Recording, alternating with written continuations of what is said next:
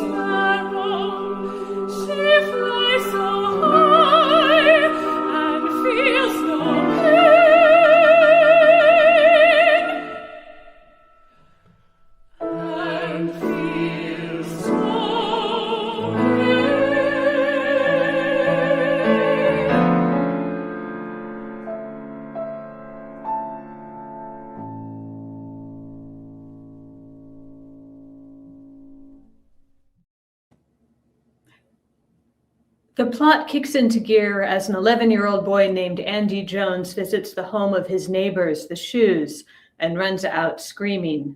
We figure out that he's seen a dead body by the next scene, which is his mother, Martha, mourning the loss of Elva Shoe, her neighbor. The town doctor, Dr. Knapp, arrives to examine Elva's body, but Elva's husband, Trout, won't leave him alone with the body, instead carrying on about his grief and blaming the doctor for arriving too late. This is an excerpt from that scene, sung in a recording studio by Ryan Nash as Trout and Lee Fondang as Dr. Knapp.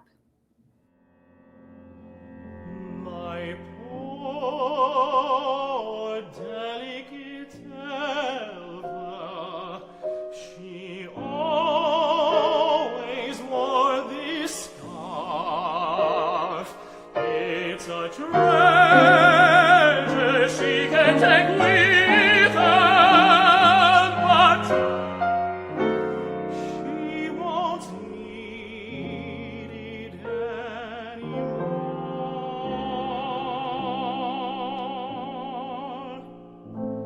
She'll be cold forever. It will never keep her warm. There's nothing to examine here. You'll miss your time to save her. Because of you, she'll be cold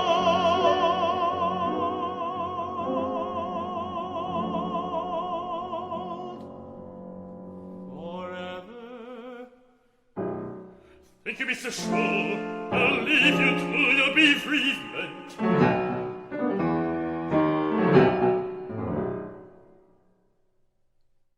Since he cannot examine her body, Dr. Knapp declares Elva's death to be unexplained, the result of an everlasting faint.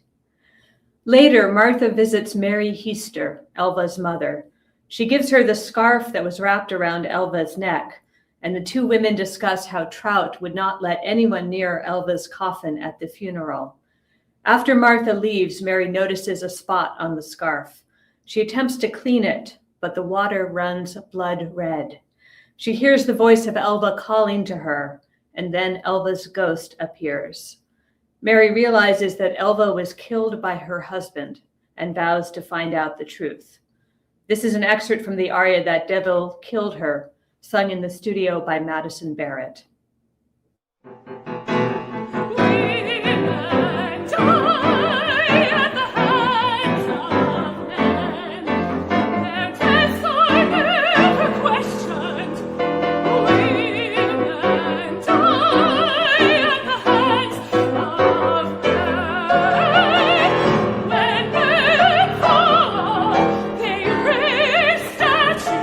For women they live flowers.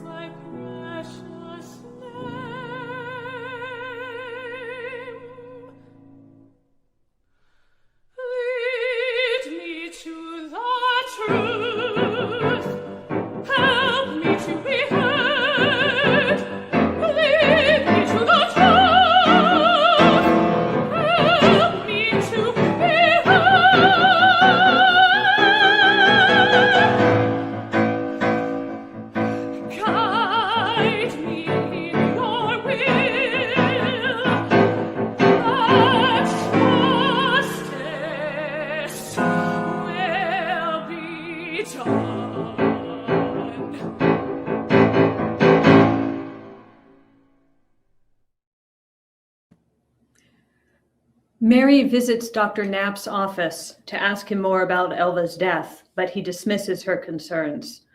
When he leaves to help another patient, Mary reads his ledger. Then Elva's ghost appears and reveals more details about her death. When Dr. Knapp returns to his office, Mary tells him that she knows that he never examined Elva's body because Elva's ghost told her he would have seen bruises and marks.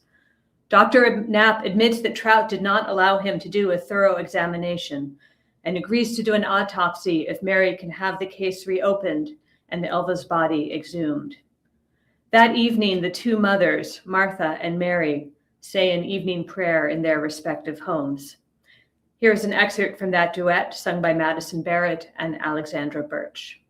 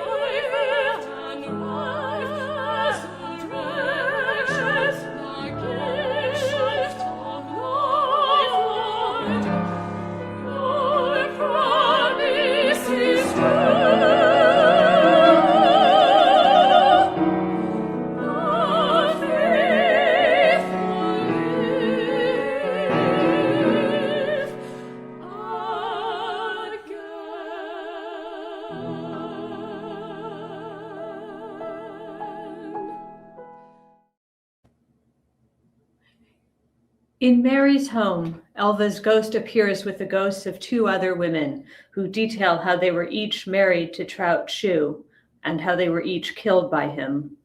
Mary promises that she will find justice, and she and the three ghosts vow that Trout will pay for his crimes. Mary visits the prosecutor, John Preston, and asks him to investigate Elva's death. Preston says the ghost story makes for a weak case, but eventually agrees to order the exhumation. Trout and his friends are drinking in a tavern. Preston serves him with a court order requiring him to be present at the exhumation, while Trout insists that he wants to get on with his life. Dr. Knapp conducts the autopsy in the presence of many witnesses, including Mary and the ghost of Elva. In his examination, Dr. Knapp finds a mark on Elva's throat. Her windpipe is crushed and her neck is dislocated, just as Mary had said. Trout is arrested. At his trial, Trout says that Mary is a nagging mother-in-law who never liked him. Preston points out that Trout has been in prison before. Trout's defense lawyer tries to discredit Mary's ghost stories, but she is clear that what she says is the truth. The jury finds Trout guilty of murder, and he is sentenced to life in prison.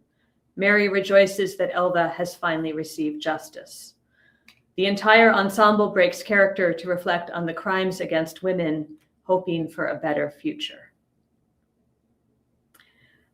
Meet Marden, who lives with Tori Tedeschi Adams, who is singing the role of Elva with us. Okay, now let's talk about this opera, starting with its composer, Scott Gendel. Bear with me as we bring him on screen. Hello. Scott, nice to see you. Nice to see you.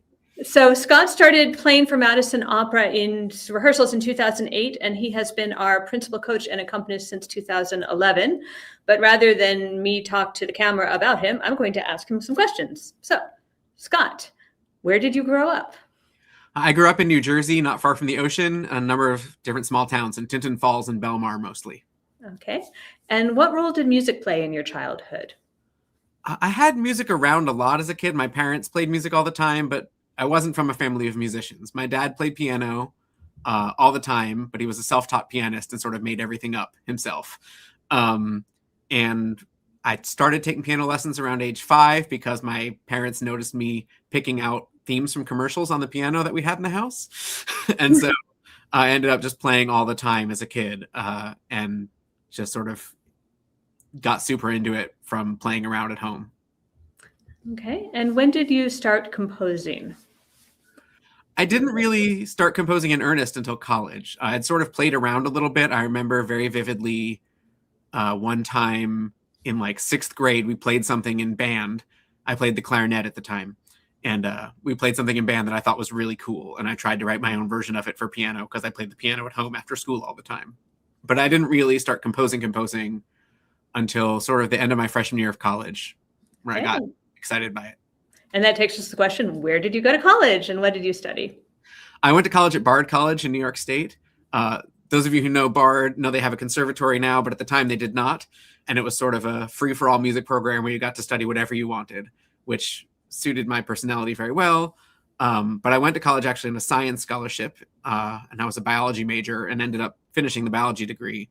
And sort of somewhere during my freshman year of college, I hadn't really encountered much classical music up to that point in my life. And my freshman year of college, I suddenly heard all this music and got excited by all this music, and eventually did a double major in music and biology. But it was sort of a general music degree. So it was playing piano and singing and composing and playing the clarinet and a little bit of everything. Okay. And then where did you go to grad school and what did you study for grad school? Grad school is how I came to Madison. I came to University of Wisconsin for my master's and then my doctorate, and for composition. But while I was studying composition, I started doing a lot of coaching and accompanying and wound up getting a doctoral minor in opera coaching and accompanying. Okay, cool. And what was your first composition after you graduated with your doctorate? After I finished my doctorate, one of my first compositions. So while I was doing my doctorate, Julia Faulkner was on the voice faculty at the university, and she sort of took me under her wing and taught me all kinds of things about voices and teaching. And I was playing piano for a lot of her students. And just after I finished my doctorate, she commissioned me to write her a song cycle on Emily Dickinson poems, which was both really cool to get to write for her because she was a wonderful performer. Yeah, she really is. A mentor of mine. So I wrote her this set of 8 really intense Emily Dickinson songs that she sang. Okay. And tell me about your 2 favorite compositions to date that are not Everlasting Faint. Oh, it's so hard. I sometimes joke that I'm kind of like a crow, like whatever shiny thing's in front of me, I'm like, ooh, shiny thing. So I like every time I talk about one, I'm like, oh yeah, that one. But right now I'm very excited I wrote a piece called For the Trees that's on Robert Frost poems. But it's for voice, piano, violin, cello, and clarinet. But it's designed to be less of a chamber piece, or sort of halfway between a chamber piece and a band. So the singer also plays guitar through the whole piece, and the other instrumentalists sing backup vocals now and then. It's sort of blending the lines between what a band is like and what a chamber ensemble is like. So I'm really excited about that one.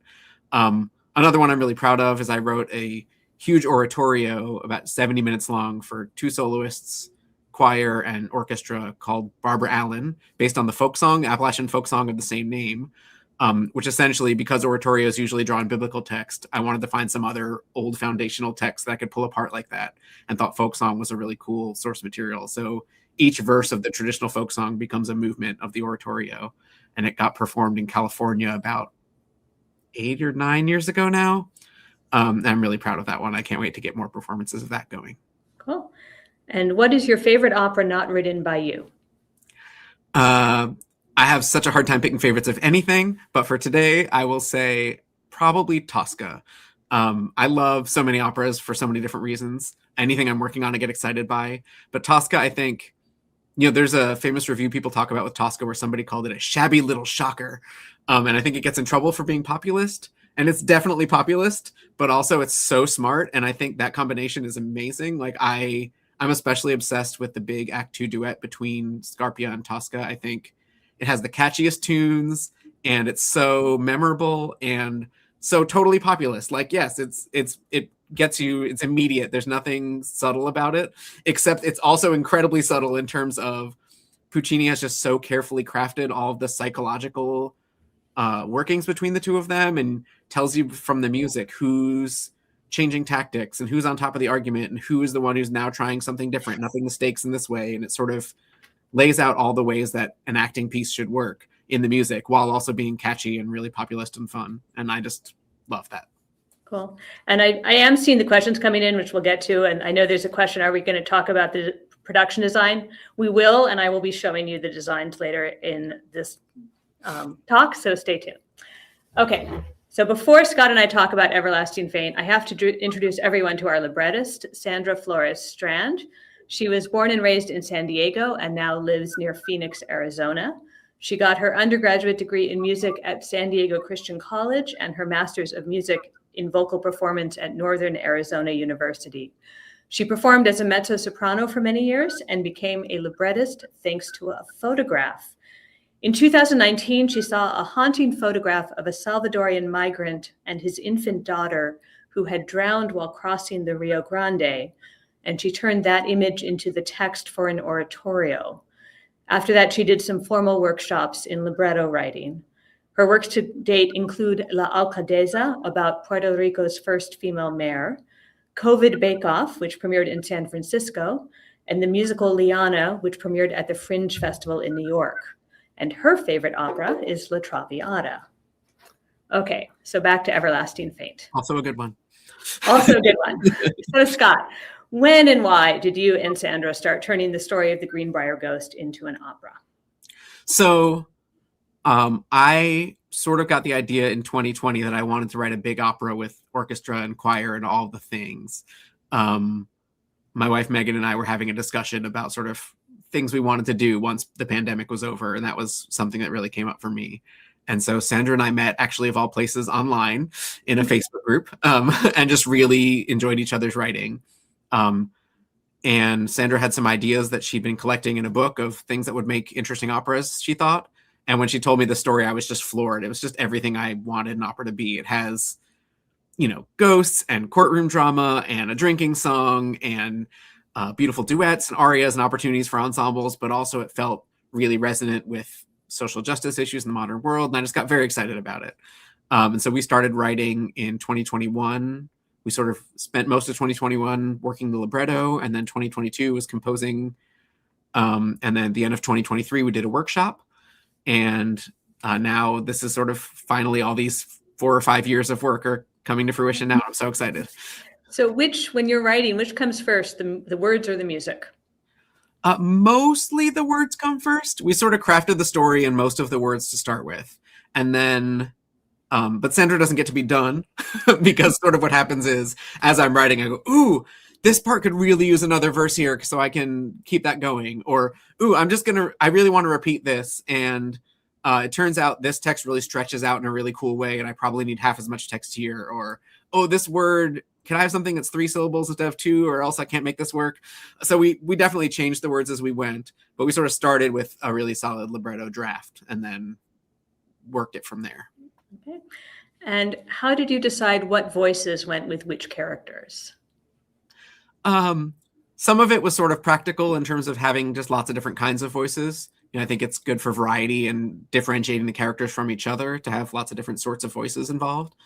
Also just trying to think about their character a little bit. I think the first one that came to mind for me was Trout, the villain. He is, all the descriptions of him in the historical record are that he's very handsome. Even that picture you put up earlier, I'm like, oh yes, he's very handsome. And he's very charming.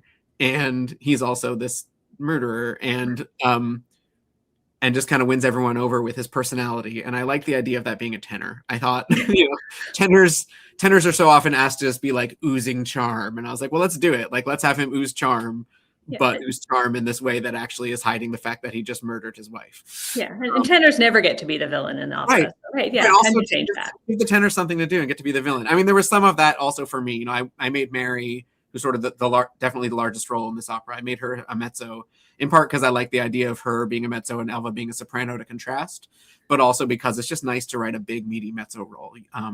So often the big roles are the soprano roles, and it's nice to mix it up. And then there were other sort of smaller concerns like that. Like I wanted to make Preston the prosecutor a bass because I thought that would be a really different sound. And also, his aria is very sort of death obsessed and intense, and I was like, oh, that'd be really cool, and like a good deep bass voice. So it's those kinds of concerns. Yeah. So as you said, worked on it for several years, and Everlasting Faint was workshopped at UW-Madison in December 2023 in a piano reading with Scott at the keyboard, students playing the leading roles, and a chorus comprised of a number of Madison Opera choristers, as I found out when I walked in to listen. So as the first act went on, I started leaning forward in my chair. And at the end of Act 1, which is the scene with all three of the ghosts screaming for vengeance, I was saying, wow. And at the end of Act 2, I started thinking that Madison Opera needed to be the company to premiere the finished work. And so we commissioned the completion, and here we are over 2 years later, which is really exciting. So exciting. Yeah. So back to questions. In the Hollywood stereotype of composers, one envisions someone sitting at a piano, writing notes with a pencil, crossing them out, pieces of paper on the floor. Can you walk us through the physical composition process, starting with coming up with the notes, how it gets on paper? Is there a computer involved? Is there a quill pen? Do you hire an orchestra to play it for you so you know what it sounds like? How does this work? There definitely is a little bit of the pen and paper going on, but I do a large part of my composing on computer. I've sort of set up myself at home. This works for me. Everyone has their own process. I've got 2 studios, essentially. I've got a downstairs studio with a computer and an electronic keyboard, so I can try things out a little bit. And it's kind of a mess down there full of all my books and my references and my keyboards and my instrument collection. I have a bunch of quirky instruments I play around with. And then upstairs, I've got my studio that has sunlight and a baby grand piano, and I can sort of try things out there. And so usually my process is mostly I work things out at the computer on notation software, which is really, I started doing everything by pencil and paper when I started writing.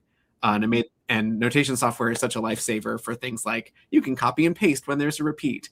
And after you make the orchestra score, the parts are automatically linked to it, and you don't have to separately write out all the parts. That's incredible.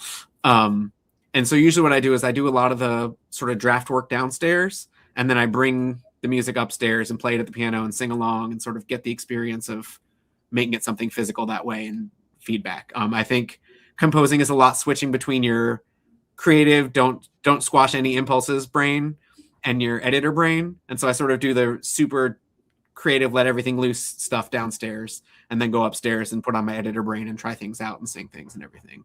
So that's mostly my process. There's definitely upstairs some crossing things out and throwing them away. There's definitely downstairs occasionally I'm doing the editing stuff, but that's how I try to do it. Okay.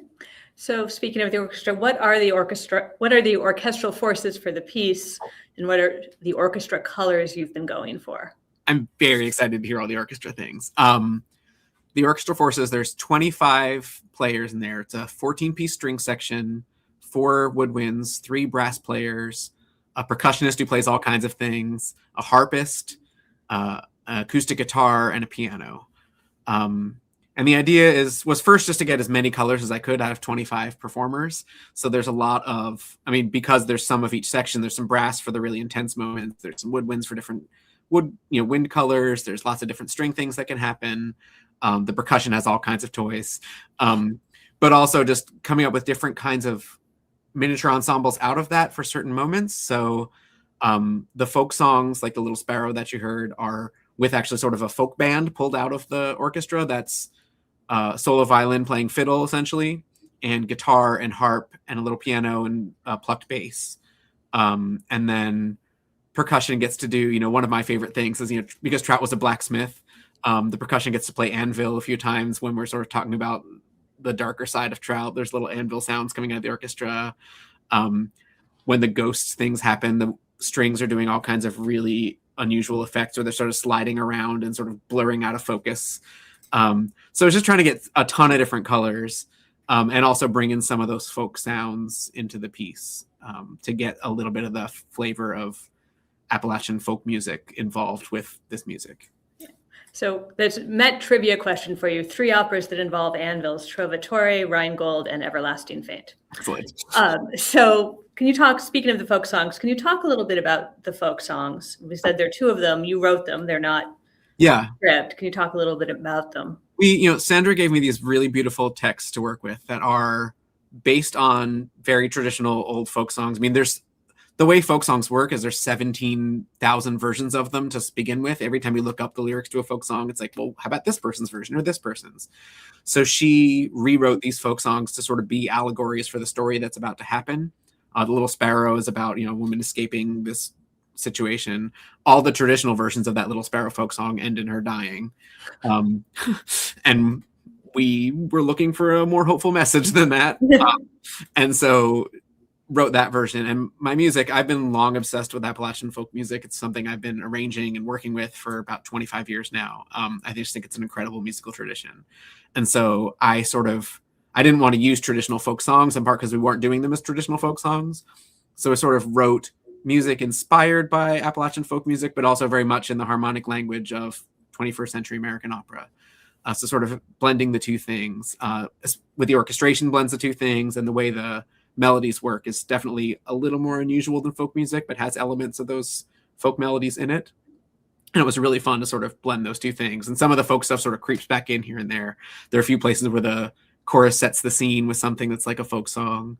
When Elva has her big aria, there's sort of a little bit of guitar in there to sort of give it a little bit of that folk feel, because it just feels like one of those old songs when she sings it. Cool. Okay, and what is your favorite musical or dramatic moment in the opera, at least so far before we've staged it?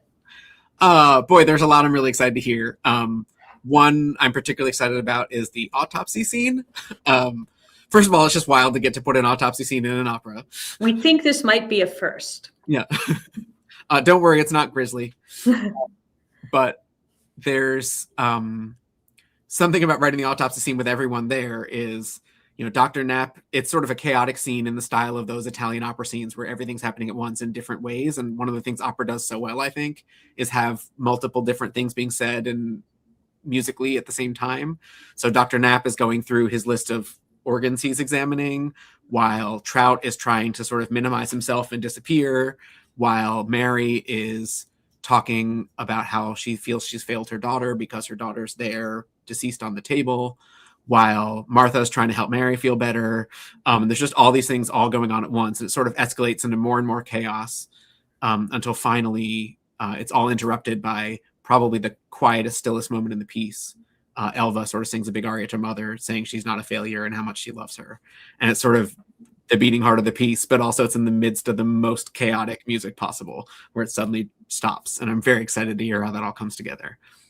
There's only so much that works with piano, and I can't wait to see it with all the things. And we do not have a real dead body, I should add. That was not in the budget. Okay, so Scott is going to temporarily go back to our digital green room while I go back to my presentation. He'll rejoin me to take questions from all of you in just a moment. And this is Ling Mei, who lives with George Abbott III, who is playing the first minor in Everlasting Faint. Okay, let's talk details about the production of Everlasting Faint. So the magic of a world premiere comes when it goes from the brilliant minds and fingers of Scott and Sandra onto the stage, and that means adding singers, set designs, and more. The production is directed by Keturah Stickon, who also worked as a dramaturg on the changes between the workshop and the final version. Keturah directed Rusalka and Salome for Madison Opera and has directed around the US, including working on a number of world premieres at Houston Grand Opera. The conductor is Stephanie Rhodes Russell, who made her Madison Opera debut at Opera in the Park 2021, then conducted The Marriage of Figaro here. And she's conducted world premieres at Washington National Opera, Lyric Opera of Chicago, and Cincinnati Opera. Mary is sung by Catherine Pratt, who debuted with us as Charlotte in A Little Night Music. She has made her career playing interesting women in new operas, singing over 30 roles composed after 1945. Elva is sung by Tori Tedeschi Adams in her debut with us. Tori has sung at Houston Grand Opera, San Francisco Opera, and the Glimmerglass Festival. Trout Shoe is sung by Andrew Bidlack. Andrew sang Tamino in The Magic Flute and Kodai in She Loves Me for Madison Opera, as well as at Opera in the Park last summer. Martha Jones, the neighbor, is sung by Emily Berson, who debuted at Madison Opera while a grad student here in Madison, then went on to sing major roles with us, including Rusalka and Juliet. Dr. Knapp is sung by Alan Dunbar. This will be his 10th production with us. He was most recently Pangloss in Candide.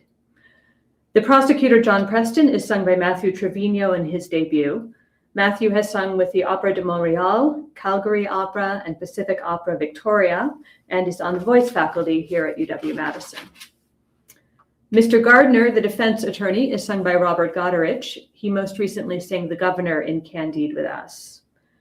Allie and Lucy, the two other ghosts, are sung by studio artists Alexandra Birch and Madison Barrett, who you heard on the recordings earlier. David Gassaway and Gregory Snodegar are sung by studio artists Ryan Nash and Li Fandang, who you also heard. These two roles were at one point called the first drunk and the second drunk, which tells you their plot function. The neighbor boy, Andy Jones, is sung by Oliver Thornburg, who is in the 6th grade here in Madison. And in addition, we have 24 members of our wonderful Madison Opera Chorus. Pet photo. This is Gege, who lives with Li Fandang, who sings the role of Gregory Snodegar. And now for our production design. Since this is a world premiere, that means starting from scratch. There are no previous ideas to look at, no photos of how they did it at La Scala in 1957 for reference.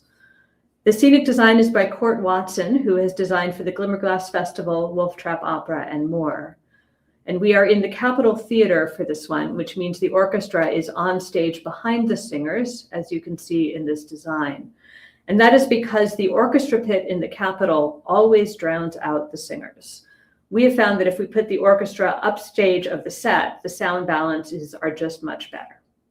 So this is the prologue. The hanging thing in the center is a wedding veil to be symbolic. We are then outside the shoe home and then inside it with the bedroom to one side. We are in the home of Mary Heaster. Elba's ghost will appear for the first time behind one of the translucent panels. Every location in the opera has a different kind of lighting fixture based on whether we are in a rural location or in town. Lighting also helps create mood when you're dealing with ghosts. We are in Dr. Knapp's office. Dr. Knapp's sign is inspired by a real physician sign from that period. I'll also point out that you see chairs attached to walls. That was a real way that chairs were stored in that period, hung on walls. A split scene in the homes of Mary and Martha. When all three ghosts appear, they will walk through the orchestra. And I will tell the orchestra that before opening night. The opening of Act 2. We now have 3 wedding veils, now that we know that Trout killed 3 wives.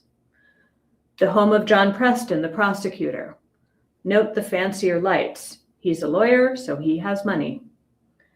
This is the tavern, comprised of tables and chairs. Dr. Knapp's office again, now for the autopsy.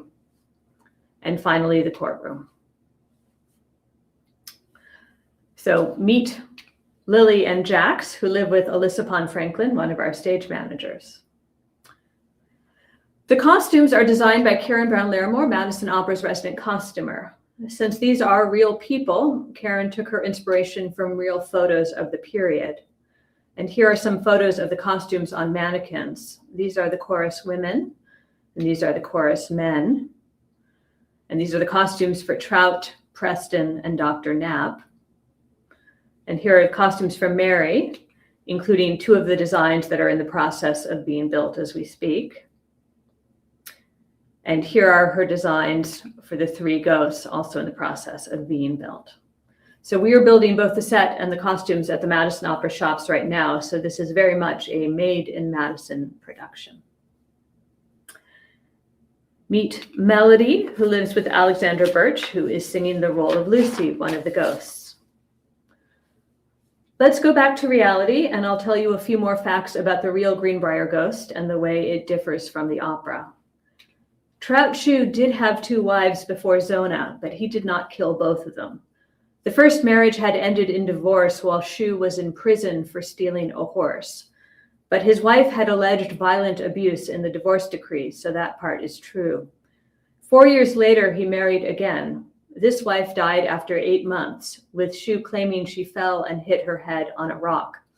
Evidently, no one believed him, but he left town before anything could be done about it. The initial verdict on Zona's death is more complicated than in the opera. Dr. Knapp initially attributed her death to heart failure, but when he filed the official listing, he wrote the word childbirth next to her name. That was never mentioned in any report or at the trial, so we don't know if Zona was pregnant or had been pregnant recently, or if Dr. Knapp had just written it down as one of those things women die from. The autopsy of Zona's body was performed in a schoolhouse, not in Dr. Knapp's office, and only a handful of witnesses, including Trout, were present. Mary was waiting outside. But in opera, as Scott said, you need everyone in the room so everyone can sing at once. While in jail awaiting trial, Shu told reporters that he wanted to marry 7 times, and some articles said that he had already lined up his 4th wife. He also said he was sure he would be set free as there was so little evidence against him. And I have to point out that he was basically right. By modern standards, there was almost no evidence against Shu. During the trial, Preston, the prosecutor, deliberately did not mention Zona's ghost, but the defense attorney did, repeatedly asking Mary about these ghostly appearances, trying to discredit her. When that did not work, the defense asked that the jury be instructed to disregard the testimony of Zona's ghost, but the judge allowed the jury to consider what they heard. And they did. The jury convicted Shu based on their feelings about Mary's testimony. It was her word and Zona's word and a general sense about what was likely to have happened that carried the day. This is Randy Ravioli, who lives with Keturah Stickan, the stage director of this opera. And now let's visit Greenbrier County, West Virginia, deep in Appalachia.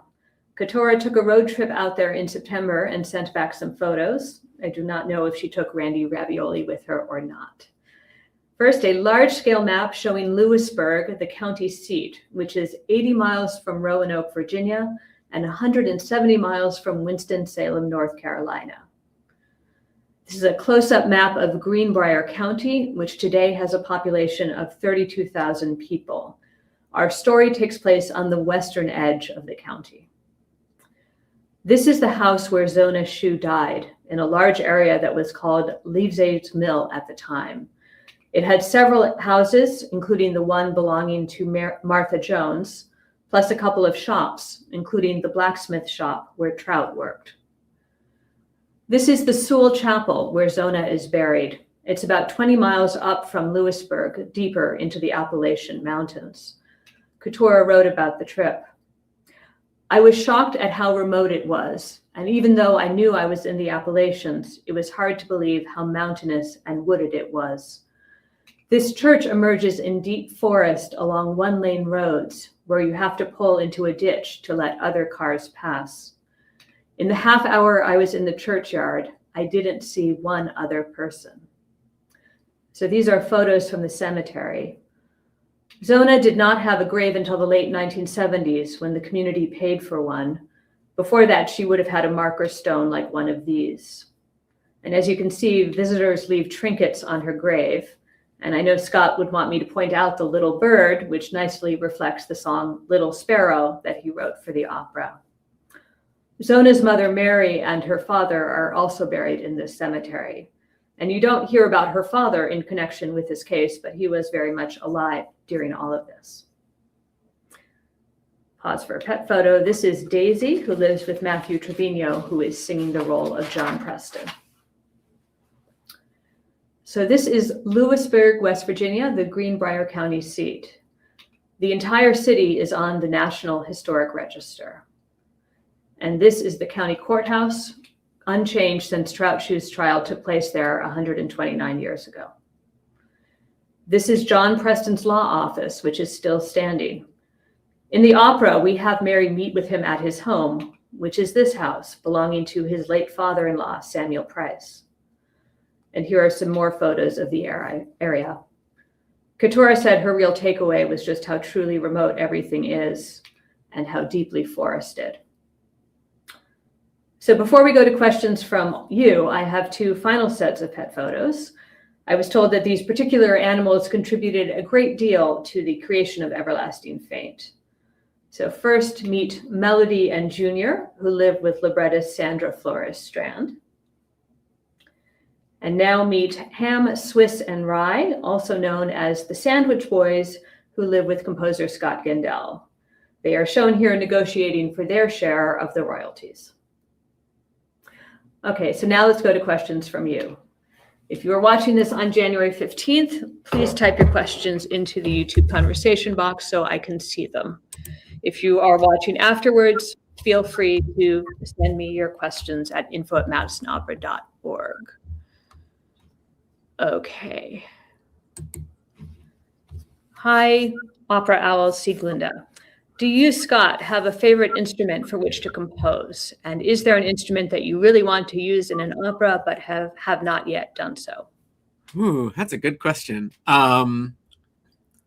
Favorite instrument? I mean, I love changing colors so much. I think I got really, really excited by bass trombone with this opera. I think bass trombone is a really underutilized instrument, and it's cool because it can do the sort of really low tuba-like intense stuff down there, but also sounds very much like a horn up high, and it can kind of do a little of everything.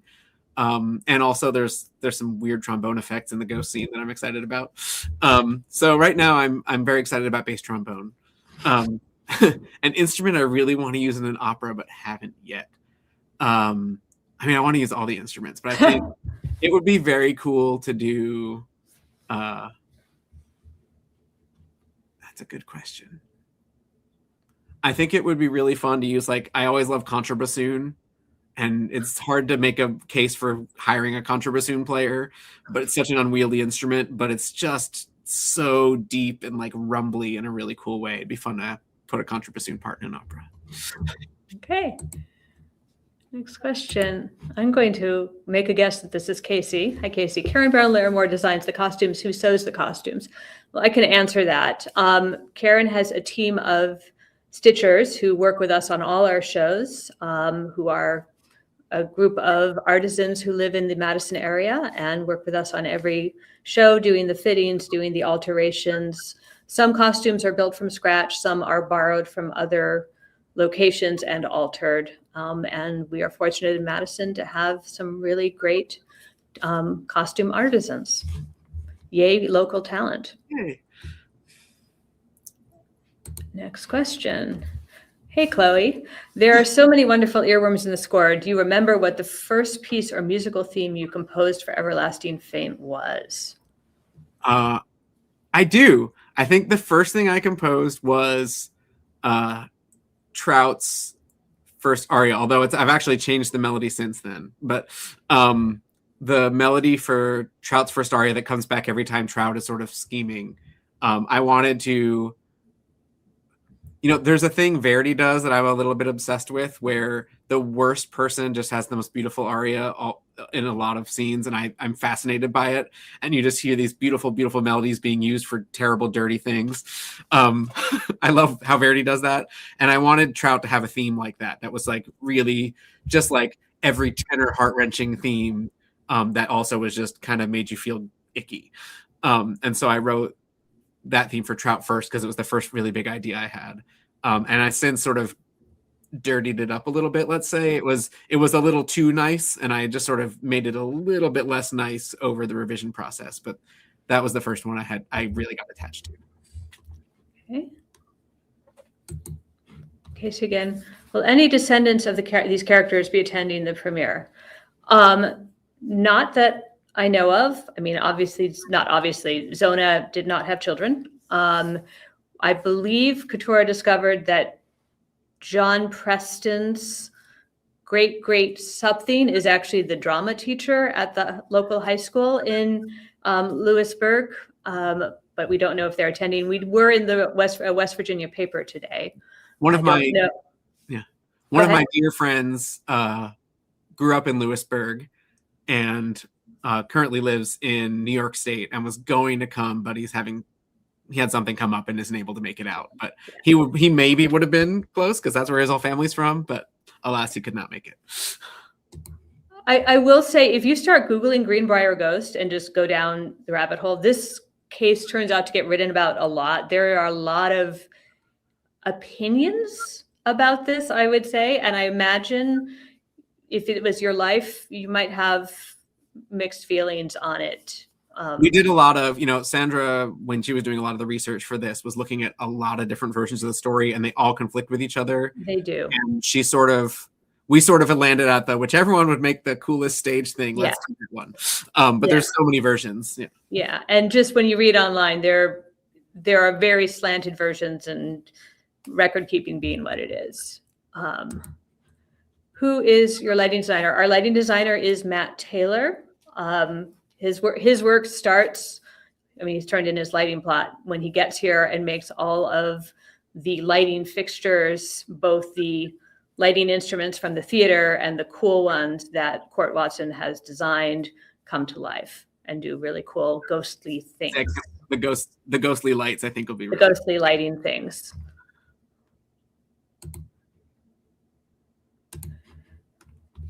Are there any musical Easter eggs that we should keep an ear out for? Musical Easter eggs. Well, there are the sort of ones that are maybe less Easter eggs, but more just like weaving themes throughout. There's definitely a bunch of themes that repeat. The little bit of a prayer you heard in the middle of That Devil Killed Her comes back in lots of different ways. Trout has a theme that comes back in a lot of different ways. The only one that might be, say, an Easter egg that I can think of off the top of my head is one of Mary's in actual life. One of her hobbies was, I'm going to get the terminology wrong because I don't know crafts, is making lace. There's words for it, and I don't know what they are. Tatting? Doing all the things with lace. And she has an aria, sort of her first big aria is about doing lace work, and it sort of becomes a metaphor for more things. And I sort of turned that a little bit into an homage to the embroidery aria from Peter Grimes. It's not entirely that, but I wanted to have it relate to that aria because it felt like a cool thing to draw on for the sound of that piece. Okay. I think that's it. Scott, is there anything I haven't asked you that you wish people would know about this opera? Sorry, I'm throwing that at you out of left. No, that's okay. Let me think about it. I think, I